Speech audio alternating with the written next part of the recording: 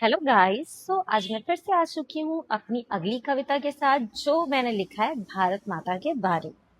तो चलिए मैं आपको सुनाती हूँ। भारत मेरे देश महान, भारत मेरे देश महान, तेरा जहां में है गुणगान। भारत मेरे देश महान, तेरा जहां में है गुणगान। हमारे देश की सभ्यता करे, हमारे देश की सभ्यता करे दूसरे देशों को हैरान। प्राचीनता में है इसका प्रथम स्थान, बड़ों का करें हम आदर सम्मान। अपने वेदों में भी है अपने महानता के प्रमाण, वेदों में भी है अपने महानता के प्रमाण। हमारी माटी में है जन्मे, हमारी माटी में है जन्मे कई बुद्धिमान।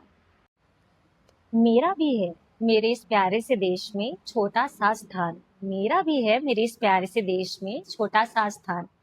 शायद पिछले जन्म में किए होंगे मैंने जरूर कोई अच्छे काम, जरूर कोई अच्छे काम।